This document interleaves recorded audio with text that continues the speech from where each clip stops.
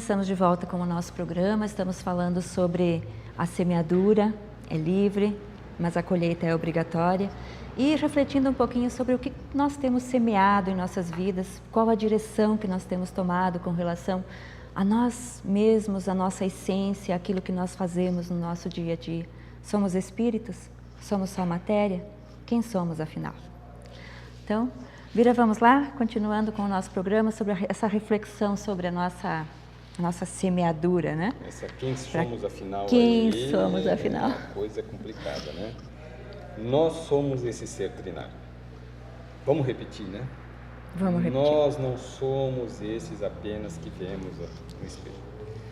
Nós somos um ser trinário, formado por matéria, por espírito, que é o princípio inteligente, que é imortal, que é imperecível, que já viveu outras vidas.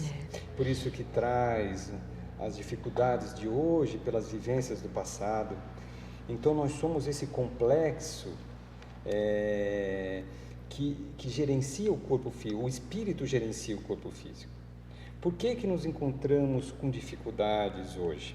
Por que o homem, embora viajando em naves espaciais extremamente confortáveis, que passam pela atmosfera a uma velocidade fantástica, que viaja para fora do planeta, que investiga pela sonda científica as doenças, o microcosmo, mas que vai ao macrocosmo com uma velocidade tão grande e ainda cai nas dificuldades, nos conflitos de toda a básicas, tão terríveis, tão tristes de se ver. Nos lares hoje se encontram as dificuldades de relacionamento, dificuldades entre os casais, dificuldade dos pais com os filhos, dificuldades na escola, a educação. O que é que está acontecendo se tanta tecnologia, se tanto conforto? Afinal de contas, a máquina de lavar roupa, a máquina de lavar pratos, o fogão turbinado, tudo isso não foi inventado para que a gente pudesse ter mais tempo para nos vermos melhor, para que a gente pudesse conversar mais, para que pudéssemos ter mais afetividade um para com o outro. E por que o homem está desumanizando-se tanto? Cada um cuida de si, cada um cuida do que tem, cada um faz. Então a semeadura tem sido triste, né? E consequentemente, eu digo assim, a semeadura tem sido inconsistente e a colheita tem sido triste. Porque invariavelmente o homem tem dificuldade de ter paz íntima. Não consegue encontrar um nível de equilíbrio para o seu dia a dia, porque desintegrou-se, ele fragmentou-se, ele pensa tanto no ter, no não ser, na proposta de Platão, de Sócrates, e esquece do ser, que é o espírito. Daí a necessidade de mais uma vez perguntarmos o que é que nós estamos plantando no terreno da vida. Aliás, é uma pergunta interessante, porque muitas vezes até as pessoas comentam, né?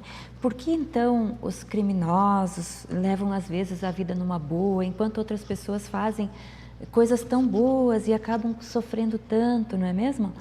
Essa semeadura é que as pessoas se perguntam, mas eles semeiam coisa ruim, por que colhem? Por que não estão colhendo coisas ruins também, não é mesmo? É uma questão que às vezes nos chega. Muito apropriada. Porque a gente fica olhando assim, mas olha só, o cara é ruim, mas está morando num palacete.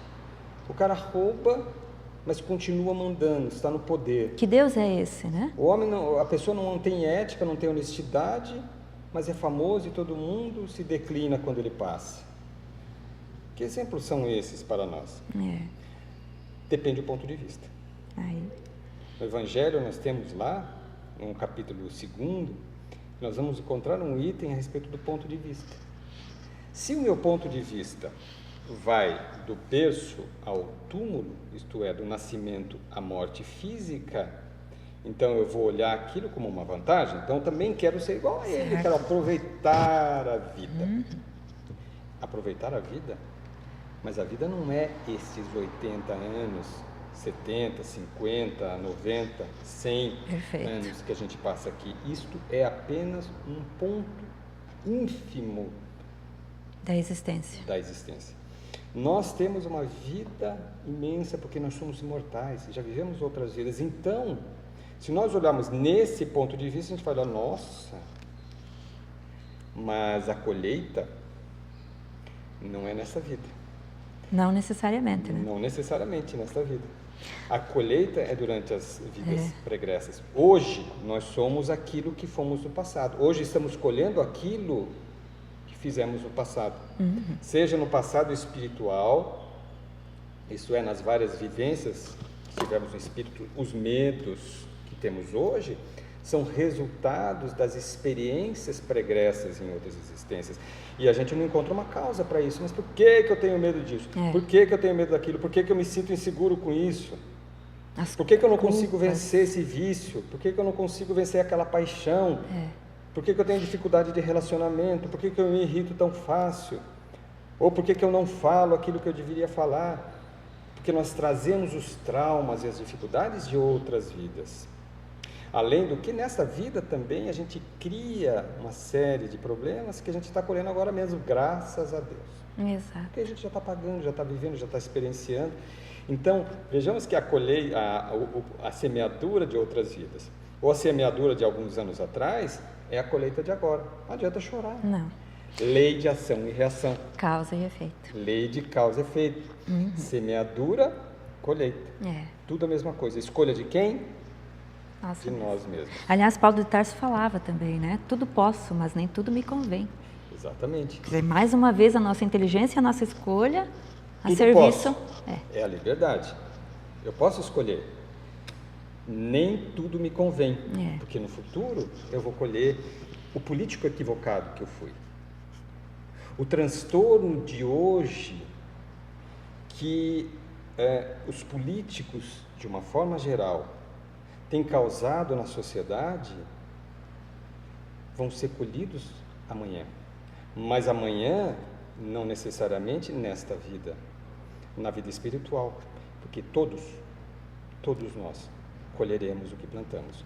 Portanto, se descerrada ou concluída a disjunção física, isto é, quando o espírito se liberta do corpo, o espírito, consciente dos equívocos perpetrados em seu passado e os erros cometidos na ética, na honestidade, no roubo, no assassínio, sua consciência irá certamente cobrá-lo. Então quer dizer que existe inferno? Existe um inferno consciencial, que não é um local, mas é da consciência. É da consciência. Aí ele começa a enxergar, meu Deus, o que eu fiz? Aí vai ter que resgatar. Vem para uma nova vida. E nesta vida, vem com as dificuldades, vem com a necessidade de resgate, vem para os enfrentamentos necessários. Lei de causa e efeito. Semeadura, colheita. Que, aliás, em tudo, né, em todas as áreas da nossa vida, né, em todos os processos em que nós estamos envolvidos, essa questão é extremamente séria. Sempre que transgredirmos a lei de Deus, seja ela no que for, estaremos com a nossa consciência sendo lesada. No macro e no micro. Exato. Eu citei um exemplo do macro aqui quando eu falo do político. Mas aquele que, no seu dia a dia, abre o vidro do seu carro e joga um papel na rua, comete um erro social. Comete um equívoco. É verdade. Então nós precisamos corrigir o micro. Então, e para corrigir esse micro? O caminho para uma colheita equilibrada. Claro que não estamos aqui dando receita, né? Isso não nos cabe, nem estamos aptos a isso. Mas assim, algumas coisas que nós poderíamos estar fazendo de repente para estarmos melhorando essa nossa condição com relação àquilo que estamos plantando hoje para a nossa colheita da manhã. Então, deixe vir para os nossos telespectadores que estão nos assistindo alguma coisa nesse sentido, já baseado no Evangelho de Jesus, no Homem Integral de Joana de Ângeles, que nos dá essas dicas, digamos assim. Observe o seu pensamento. Verifique as suas atitudes. No dia a dia, pare um pouquinho. Silencie um pouquinho do dia a dia seu. por alguns minutos que seja, numa oração, não precisa ser na igreja, A, B ou C, numa oração íntima, desligue os aparelhos da sua casa e silencie por um momento. E pergunte para si mesmo, por que é que eu estou assim?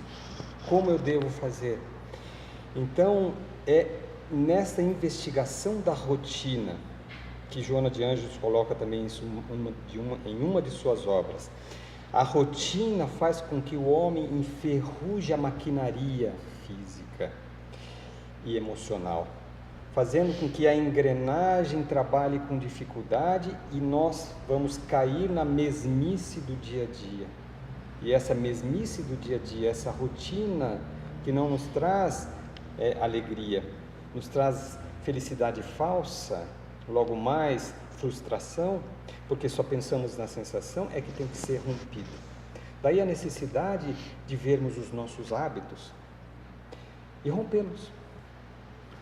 Quando eu chego em casa e ligo meu aparelho de televisão e fico assistindo jornal, TV, vamos romper um hábito. Começa por desliga a TV, uma vez por semana, para começar, numa noite, durante 1 hora, e vá ler, ou vá pensar, ou vá falar com a esposa, sente com os filhos, para tentar mudar o hábito, romper. Vamos desligar um pouquinho a televisão na terça-feira e vamos conversar aqui nesta sala.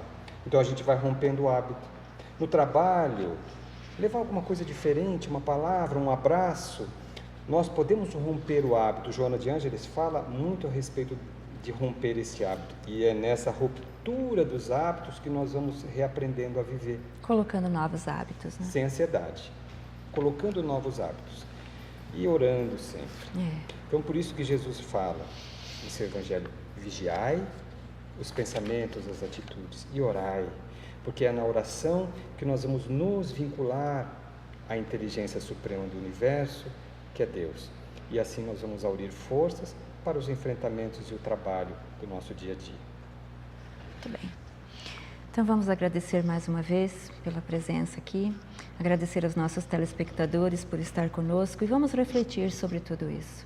Vamos refletir sobre o que é que nós estamos fazendo, como estamos fazendo e vamos buscar no Evangelho de Jesus, nas suas orientações, vamos buscar nesses livros, acessórios aqui da doutrina espírita, de Joana de Ângeles, de Chico Xavier, que nos ajudam tanto e nos dão tantos direcionamentos para que possamos nos conduzir melhor. Então, muito obrigada mais uma vez e até o próximo programa.